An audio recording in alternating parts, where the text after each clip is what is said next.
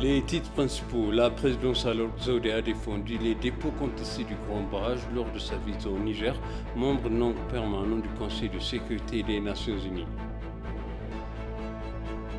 Le Centre national éthiopien de recherche en biotechnologie agricole a déclaré qu'il encourageait les agriculteurs à cultiver du café dans les zones où le café n'a pas été bien cultivé.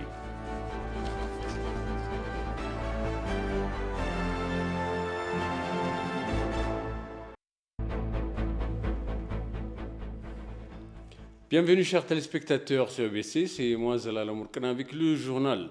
La présidence Sahle-Work Zewde a défendu les dépôts contestés du Grand Barrage lors de sa visite au Niger, membre non permanent du Conseil de sécurité des Nations Unies. Pendant ce temps, les responsables égyptiens et soudanais tentent toujours de convaincre leur faux récit sur le Grand Barrage de la renaissance hydroélectrique éthiopien. Suivons les détails. L'Éthiopie a informé le Niger membre supérieur du Conseil de sécurité des Nations Unies du Grand Barrage de la Renaissance éthiopienne. Au cours de son allocution, la présidente a exposé la vérité de l'Éthiopie sur le barrage de la Renaissance éthiopienne.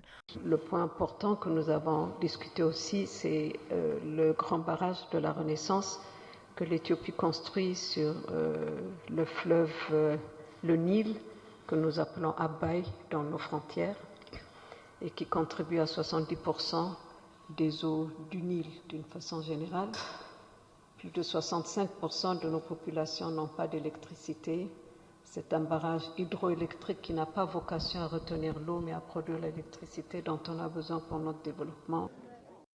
On sait que le Conseil de sécurité a soulevé des inquiétudes au sujet du grand barrage de la Renaissance éthiopienne et de la campagne de maintien de l'ordre au cours de la région du Tigré. Récemment, le ministre soudanais des Affaires étrangères, le Dr Mariam Al-Sadiq Al-Mahdi, s'est entretenu avec des dirigeants africains sur le barrage.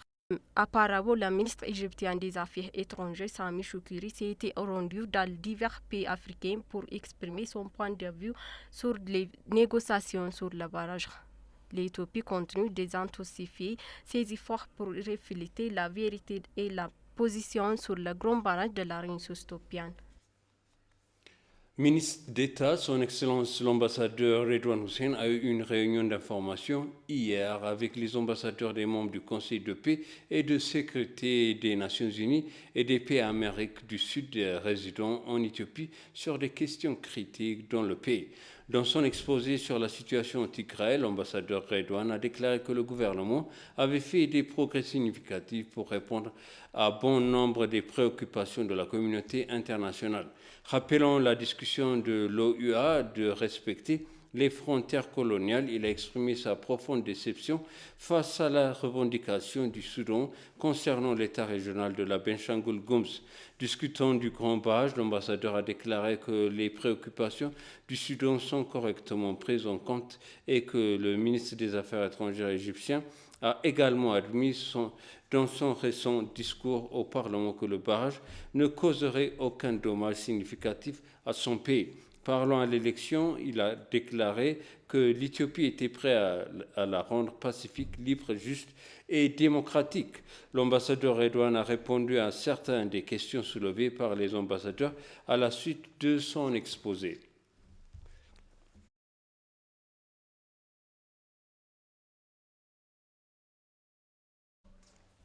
L'ambassadeur Nabil Mandi a rencontré l'honneur du Branaba Marel Benjamin, ministre des Affaires présidentielles de la République du Soudan du Sud, et échangé des vues sur les questions d'intérêt commun.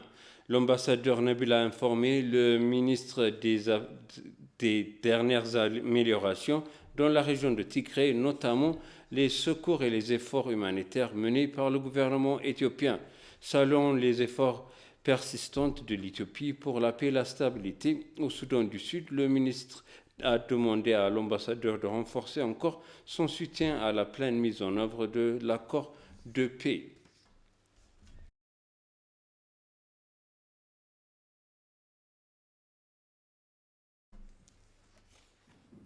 Le ministère de Transport et de DP World ont signé un protocole d'accord dans le but de développer le côté éthiopien de la route reliant l'Éthiopie à Berbera, en l'un des principaux corridors commerciaux et logistiques des routes commerciales internationales du pays.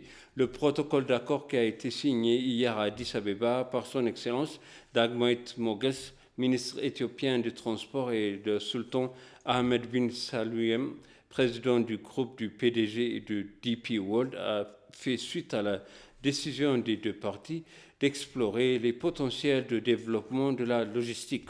DP World et ses partenaires envisagent d'investir jusqu'à 1 milliard de dollars américains au cours des 10 prochaines années dans le développement de l'infrastructure de la chaîne d'approvisionnement de l'angle du corridor.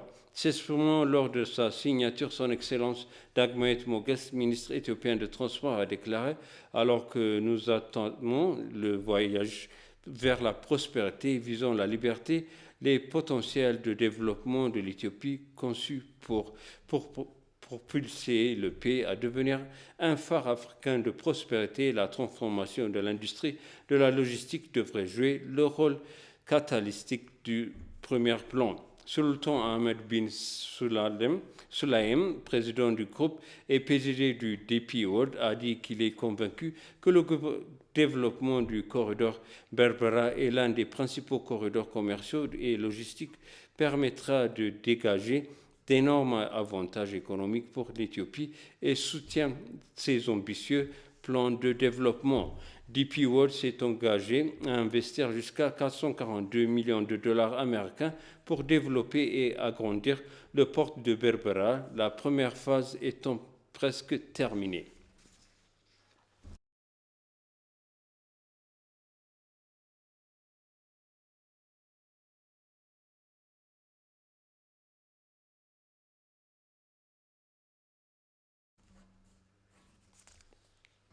L'ambassadeur Foussoum a souligné que la crise dans la région de Tigray avait commencé lorsque les dirigeants du Front de libération du peuple de Tigray, TPLF, avaient lancé une attaque dévastatrice contre la force de défense nationale éthiopienne en novembre. Selon Foussoum, les actes belliqueux de banques isolés de TPLF restent les principaux obstacles à l'acheminement de l'aide humanitaire dans des régions éloignées de Tigray.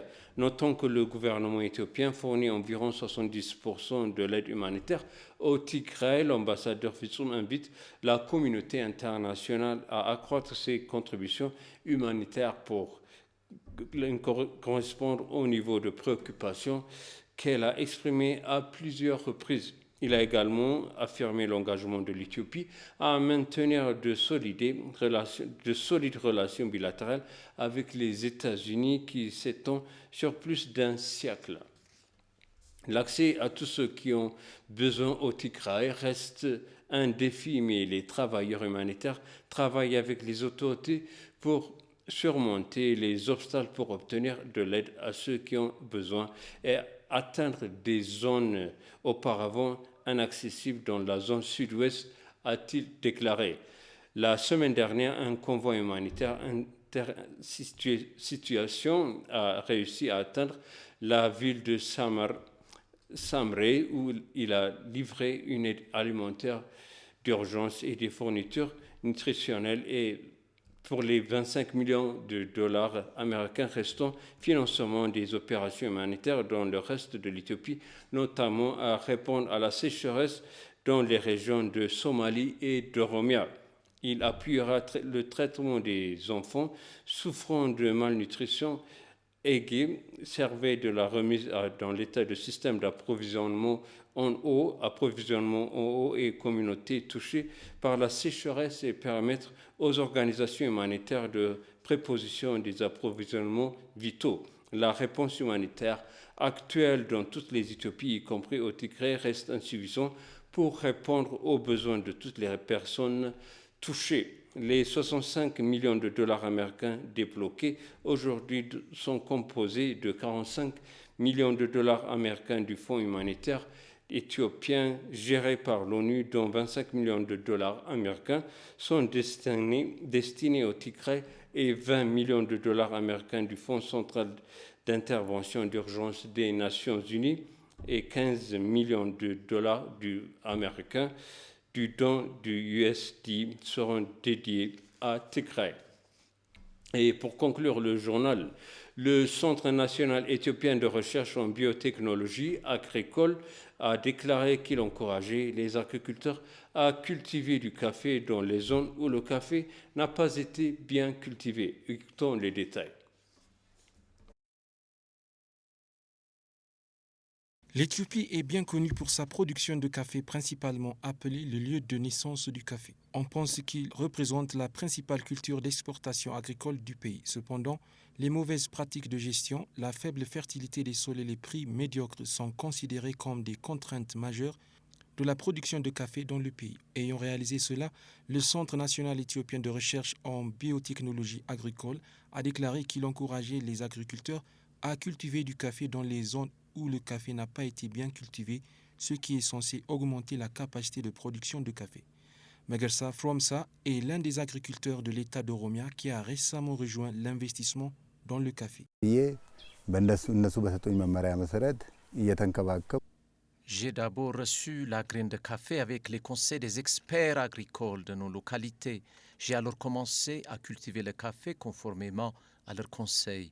Et en 2 ans, j'ai pu le récolter.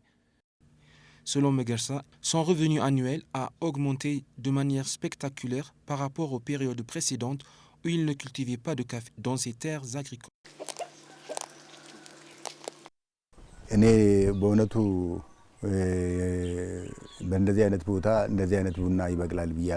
Je n'ai jamais imaginé que je pourrais être efficace dans l'investissement de production de café dans une telle topographie. Sur le plan économique, il est tellement rentable de cultiver du café. Le Centre national de recherche en biotechnologie agricole entend ainsi galvaniser la capacité économique des agriculteurs de la zone ouest de Shoa de l'État d'Oromia en les encourageant à cultiver du café.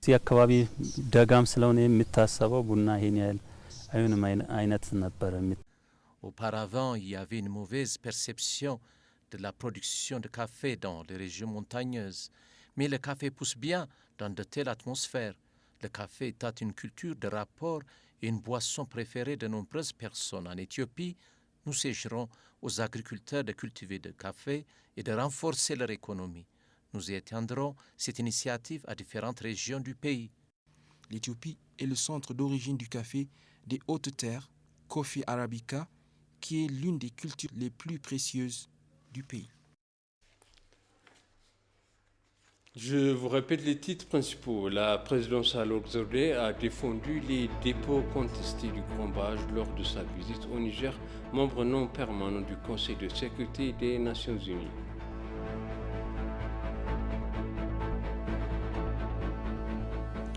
Le Centre national éthiopien de recherche en biotechnologie agricole a déclaré qu'il encourageait les agriculteurs à cultiver du café dans les zones où le café n'a pas été bien cultivé. Chers téléspectateurs, ainsi s'achève le journal. Merci de nous avoir suivis. Excellente suite de programme.